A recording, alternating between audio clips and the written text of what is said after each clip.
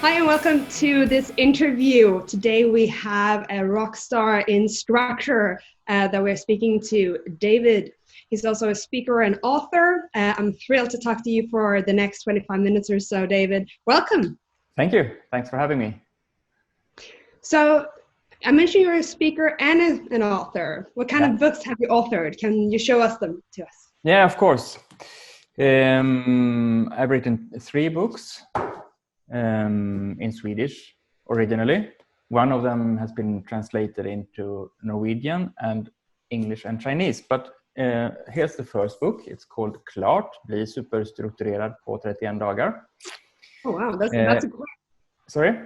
You can get super structured in 31 days, huh? Yeah, if you read the book and do what I say, then you will be super structured. All right. In 31 days or less or more. So, I mean, this book is a training program in how to enhance your structure at work so that you simplify your work days and get more time for what's important. Awesome. It was translated into English in 2018, I think. And the title is then Superstructure, How to Overcome Chaos and Win Back Time. I like it. It's a silver. We can all use that, huh? It's in silver, so it's somewhat shiny. Yeah. Very fancy. Yeah. And last year, I believe it was translated into Chinese. So Therese, tell me what the title is. I couldn't even start to tell you what the title is. I haven't a clue, but I promise that this is my book, and so I have to trust them. Yeah, it is. It's published in Taiwan by a Taiwanese publisher. Amazing. Yeah. Yeah. So that's the first book, divided into 3. Oh, that was only the first book. Oh my goodness. That's the first book in different translations. So then I wrote a second book called Målmedveten, prioritera rätt och säg nej med gott samvete. That's all about prioritization. But I haven't prioritized to bring it to my office, so I don't have a copy of it, but it's yellow. I will show it to you another time. And just recently I published my third book in Swedish called Förenkla på jobbet, gör det krångliga lätt.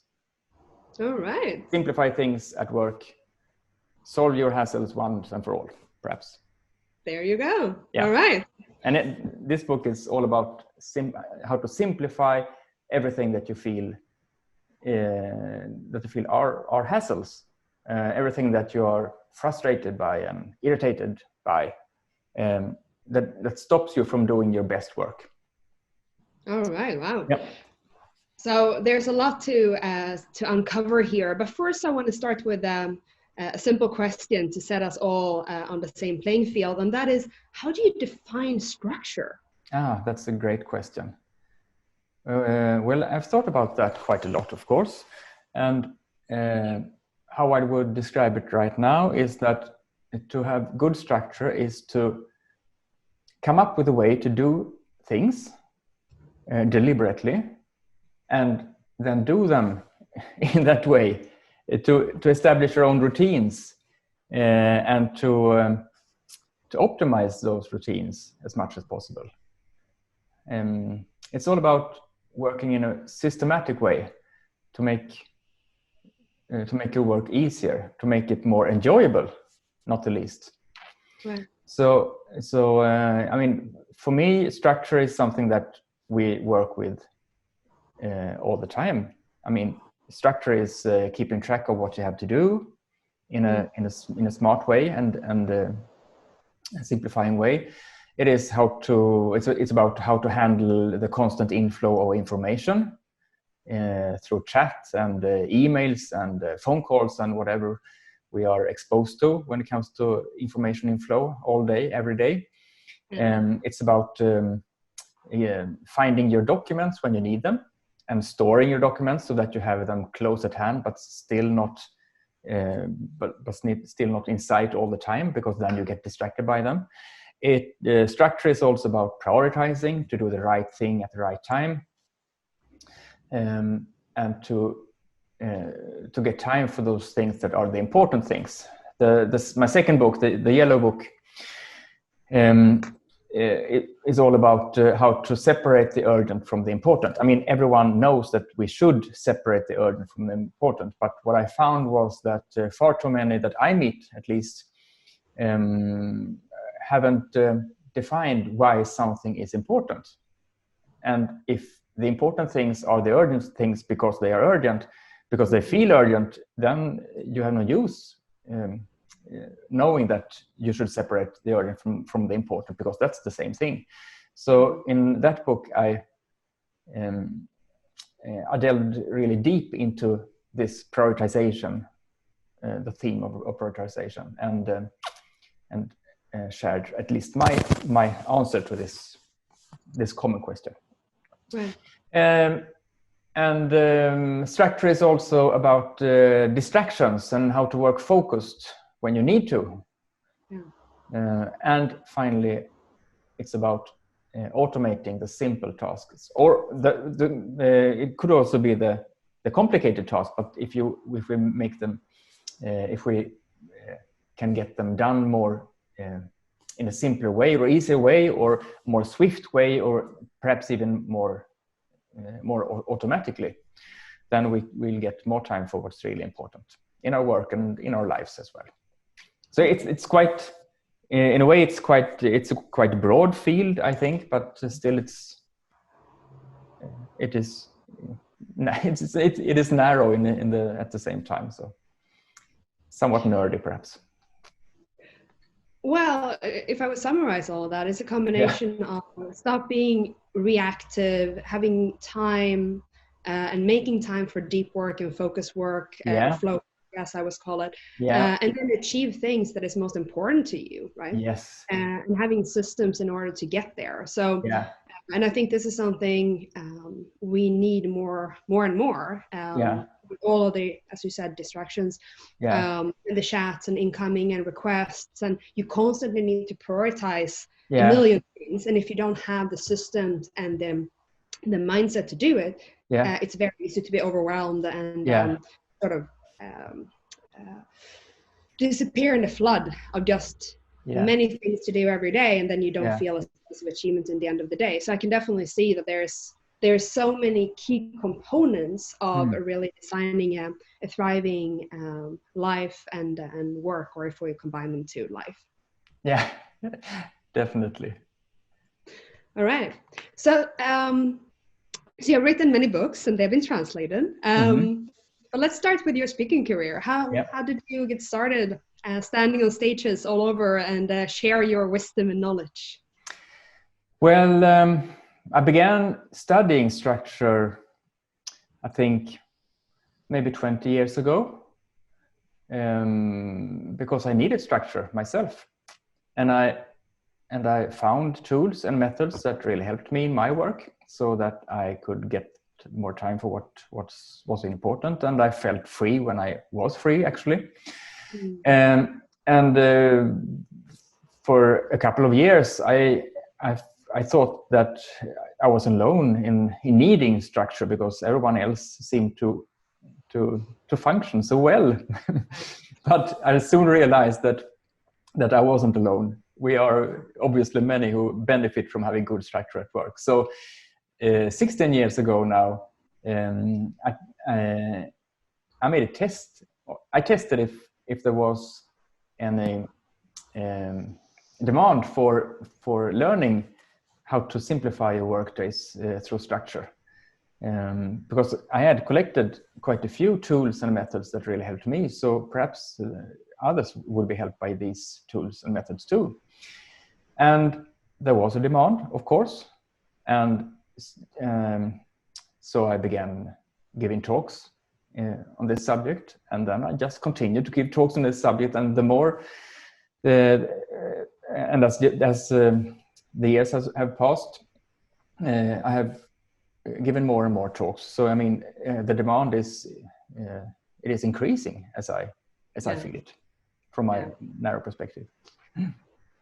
No, but I can totally see that, and again, as more as we the lines between what work is and life is, and your hobbies and family and all of that blurs.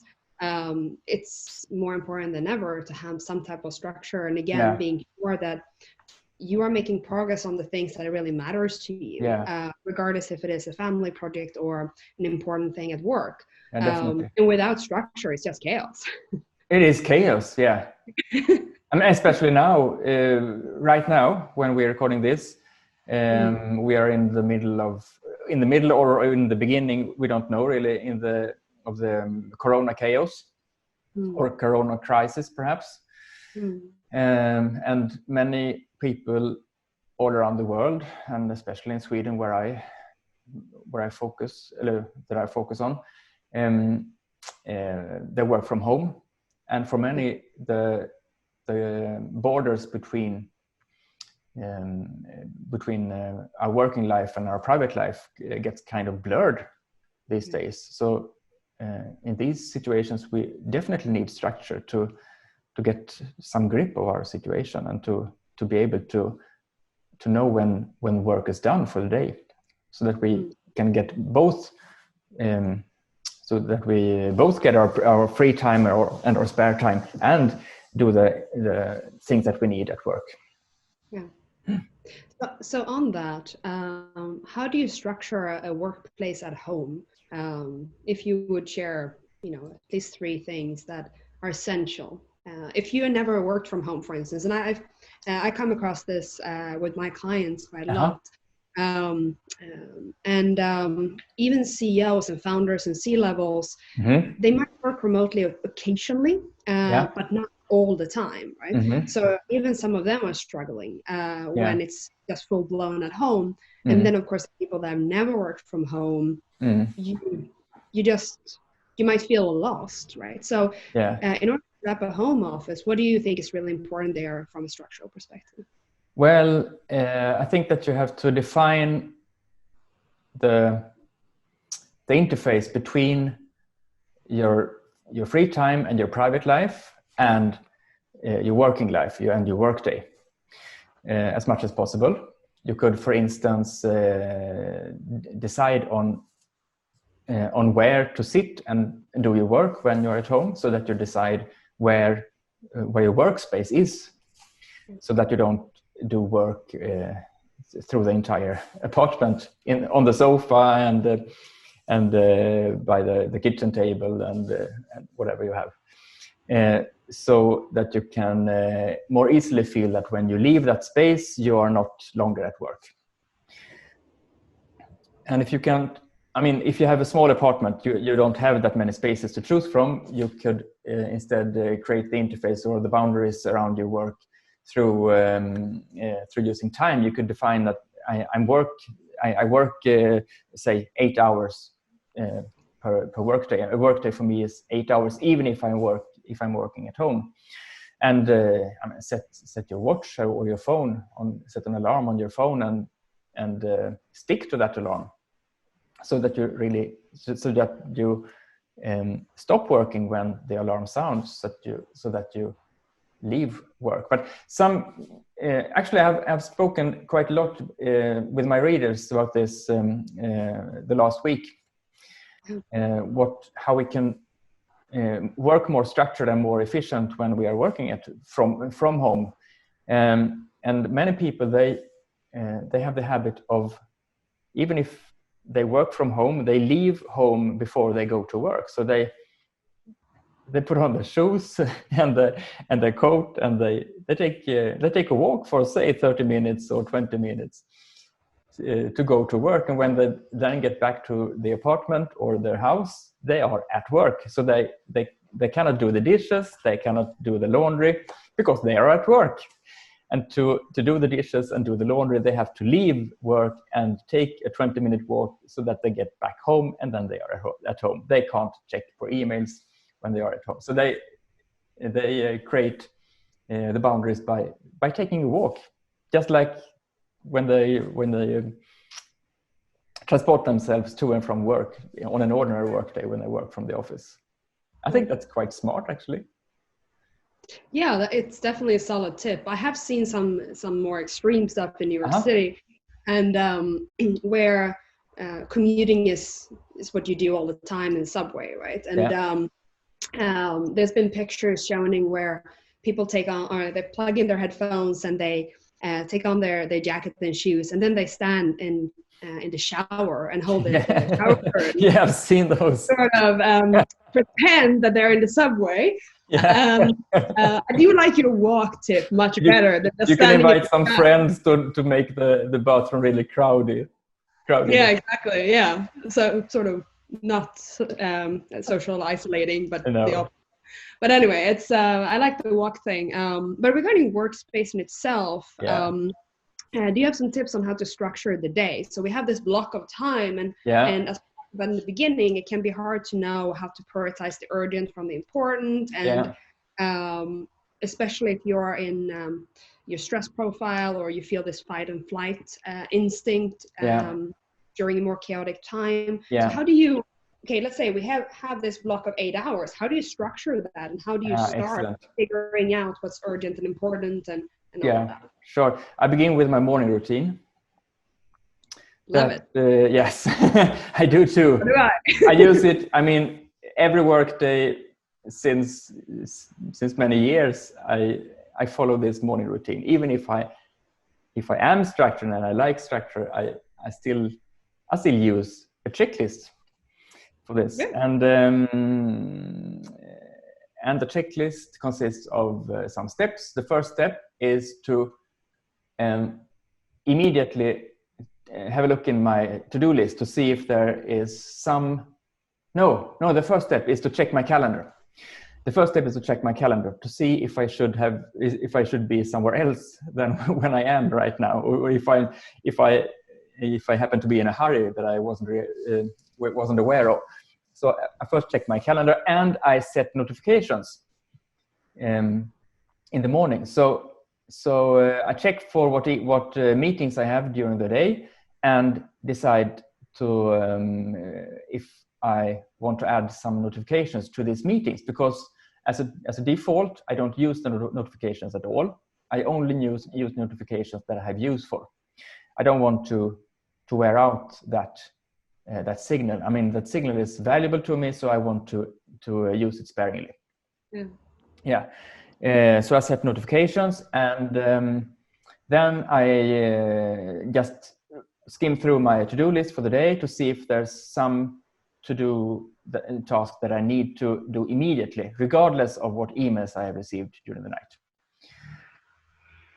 Most often there are no such tasks that are so urgent. So then I empty my physical inbox, actually, because I mean, of course I work mostly digitally, but I still collect some papers, some receipts, or some paper notes or something, and I pick them up from my bag or from my suitcase. If I have collected them while traveling, and then I process these paper notes and receipts so that I empty my physical inbox. Then I move on to my email inbox, and as much as I have time for, I process the emails in my inbox. I don't do everything that the emails represent, but I at least read the emails. I throw away the trash. I save the emails that I need to keep for some reason, and I create tasks from the emails that take longer than 2 minutes to do something about, and the quick replies I reply to immediately. So at least I go through the last 24 hours worth of emails. I don't empty my email inbox every morning. I don't manage to do that, but at least once a week, my inbox is empty. But then, I mean, these days we don't only get emails, we get messaging and messages and notifications from other spaces. I mean, every app has its own direct message function these days, it seems. So I also, I don't know the English word for this, but the Swedish word would be I do a rond, just like a team of doctors, or You're visiting all the necessary apps to check in. Yeah. Yeah. Yeah, you're smart. You do a check-in, basically. I do a check-in in every app. I check the LinkedIn messaging. I check Messenger, my texts on my phone, and whatever inflow I have. So I just check these and process the messages that I have received them there, so that I have a clean slate as much as possible, so that I know that that my to-do list is complete. There are no understated to-dos in some message somewhere in some obscure app that I haven't checked. Then I move on to my to-do list, because now it is as complete as possible. And then I do my prioritization. When I add a new task, I also add a tag if it is important, that defines it as important. And important tasks for me is they are tasks that contribute to the goals that I want to achieve in my business this year. So what I do is that I filter out all the tasks that are important and that has a due date that is today, because they are urgent and they are important. So these are obviously the highest prioritized tasks. And then I do them first. And in between doing these things, when I feel like it, I check for new emails, because I'm curious to see if I get some interesting emails. And perhaps I do, and perhaps I don't. And I stick to this prioritized to-do list as much as possible, as long as until it is done, basically, because I mean, these are the most prioritized tasks. Yeah. And when I work through them, I move on to the other tasks. It might be tasks that are seemingly urgent but not that important, or it might be tasks that are not at all urgent but that will be important in the long run. So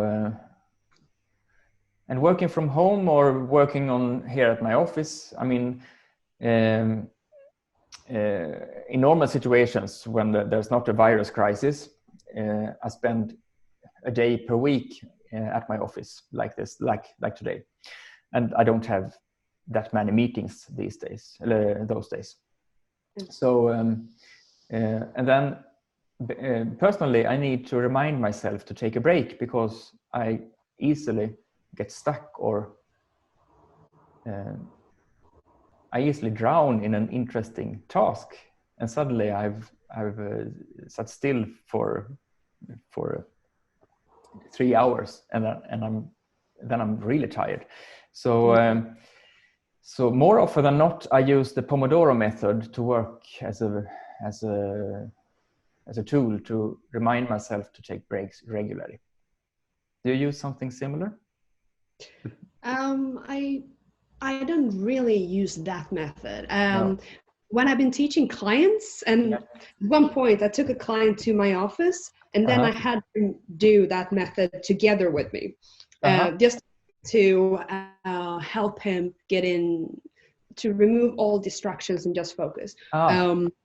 It was funny, because he's the kind of person, you know, he's in his 50s, been running a company for almost 20 years. And he kept telling me that, oh, I have so much to do and I can't get it done. And I'm like, okay, this is what we're going to do. You're going to show up to my office, and we're going to work together for 3 hours, and we're going to split that into to 2 sprints.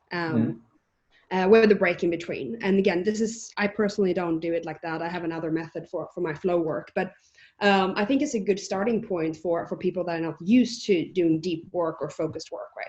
I basically just walked him through, like, okay, first we need to set a goal for this session. So what's most important?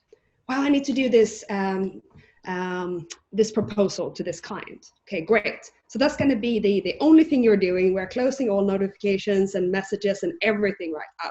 And you don't even need to mind the time. I will have an alarm on my side. So you just need to go into this space and just focus on the proposal. In the end of the session, he had finished the proposal. And then we did one more. And he was like, yeah, I need to reach out to a lot of people. I'm like, okay, through LinkedIn. Okay, so how many do you want to reach out to? Well, 20. I'm like, okay, great. So let's have the second session for you, just reaching out to 20 people at LinkedIn. Yeah. And in the end of that, he had reached out to 50 people. And the kicker is, he told me that normally this would have taken him weeks. Weeks. And we did it in 3 hours just because we focused and had a structure around it, right? So what you're talking about and what you're teaching in your books and on stage is so essential. And so many people, even established business leaders, can really benefit from it. Definitely. But I do want to highlight something about your work routine, because to me it sounds like when you're starting the day like that every day, it creates a couple of things, right? It creates clarity in your mind. You are a sense of control. So you know what's going on and there's no surprises and there's no chaos. And also that leads to inner calm. And by having all those three things together, you are able to really do your best work for every task that is prioritized already. I more easily get to deep work. Exactly. And then on top of that, by prioritizing the highly important and the highly urgent, in the end of the day, you are more likely to experience a sense of achievement or sense of accomplishment. So right on point. So guys, just by following David's routine, you can achieve all of that too. How cool is that? Exactly. I mean, it isn't that complicated. I mean, I have to say, most of the things that I teach are quite simple things, but you have to really use them. And structure is also about remembering to use the simple things that you know that you should use. And there are tricks for that too, of course. But I mean, I think it's a good thing that it isn't rocket science, this, but we have to use the things that we already know that we will have use for. I mean, I think it's a promise in that everyone can improve or enhance their structure at least one bit, and that bit is so immensely valuable because it is about how to work, how to do the work you do all day, every week, all year round. I mean, and that's in a way that is about improving how you experience your life, a part of your life. And you can also use this in your private life, and you make your private life a tad bit better. Yeah, for sure. I think another piece there is the consistency is massively important as well, right? So by having, it's not like you're showing up and then you're trying to reinvent something every day, which would take a lot of willpower, and that removes willpower from your most important tasks. Exactly. And you're talking about optimization before, and that's one of the reasons why that's so helpful to have systems in place that don't take focus or willpower away from us. So when we are working on these highly important, highly urgent tasks, we are fully focused and we're able to show up as our best self. All right. So final question. What type of advice would you have for leaders? They are leading teams and they need to create more structure and support for their team members. I'm finishing with the hard question. I recognize that. That's a huge question. What's their problem? I know. Let's say that the problem is, and this is a real case, and I spoke to one of our clients yesterday, a CEO in a fast-growing company in Boston last night, and they have a semi-remote team. Suddenly, they need to create new structures for ensuring that people feel a sense of belonging and contribution to their work. Yeah. And also this camaraderie of individual, but they are not isolated, right? They No. might be physically isolated, but they're not isolated in their belonging to the company, and they're actually working with people, even if they're at home by themselves. Yeah. So in that scenario, if you need to take your entire team remote overnight, which a lot of companies are needed to do now during this epidemic, what are the most important pieces for a leader to provide regarding structure to Well, their you need team? to find out what is important for this, for each and every member of the team to feel connected to the team. We are different, and for some it would perhaps suffice with an email a day or a chat message a day, and for some, I mean, they need to check in with their colleagues once every hour, or every second hour perhaps. So that would be the first step for me, to discuss with the team what do you need in order what's important for you to feel connected. And then you have to design a structure from that. It could be the same structure for the entire team. Perhaps you could find a solution that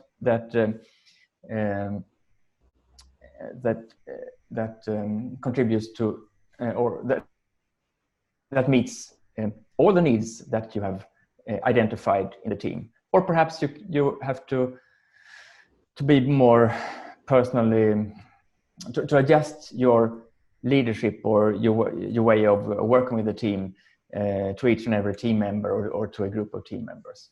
So